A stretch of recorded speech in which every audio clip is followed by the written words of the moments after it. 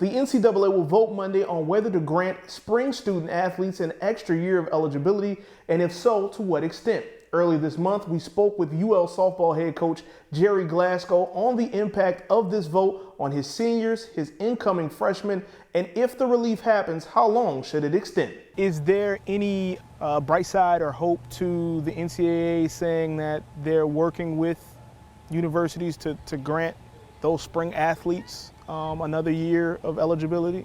Well, I think it'll give the kids it's important to come back and play another year. It'll give them that opportunity where they can at least come back and hopefully have a year where they know, the senior weekend that they lost can be back in the future for them. It's really nice to see a player play the last game and know it's their last game.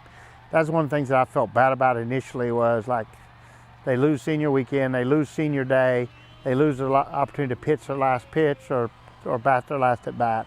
And so those things can be reinstated for them. As far as how it affects our program, there's mixed emotions on that because it's going to adversely affect some of the incoming freshmen and transfers, and it's going to cause us to be really talented next year, and really deep, but also we could be overpopulated a little bit as a program. I was going to say, I guess the flip side of it is that usually the freshman class that's coming in is replacing the seniors that are going out. Yeah, replace. You lose 2 senior pitchers, so you're bringing in pitchers, and we're actually bringing in 3 pitchers. So now if your pitchers come back and you bring in 3 more, you've got a little bit of a problem there, and those are things that's got to be worked out over the next couple of months. Is the only way that it can work is that they allow more scholarships? Yeah, it's the only way it would work because we can't back out on what we promised the incoming freshmen. That part, the financial part, that's a handshake, that's a deal, that's our word. So the financial part, the only way you can bring those kids back would be to allow the maximum number of scholarships like always, and then add to it each year for the next 4 years. And the number of scholarships are in that class during this 2020 season. So next year would be the 2021 team would be our allotment of scholarships plus the 2020 seniors. And in 2022 it'd be the allotment of scholarships plus the 2020 juniors, and so on for the next 4 years. That's the only way in my mind, I can wrap around that we could do it.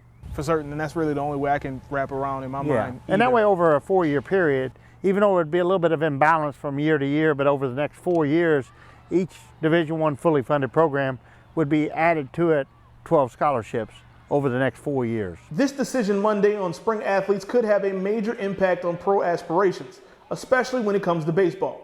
The difference between a junior entering the MLB draft and a senior is leverage. For example, former Cajun Todd Lott was drafted last year as a junior in the 9th round and received a $125,000 signing bonus. A senior shortstop was taken with the very next pick, and he only signed for $15 grand. For top prospects like UL junior Hayden Cantrell, this could be the difference between staying in school or going pro. It's a lot of things to think about. Honestly, I feel like everybody should be a year, but it's crazy. Like, I don't want to be the guy making the decisions because you have freshmen coming in too. So I just keep my head down waiting for information because I don't know much about anything. I don't know if I'd get another year back if I went back or if I'm going back if I don't have the other year and I'm a senior now.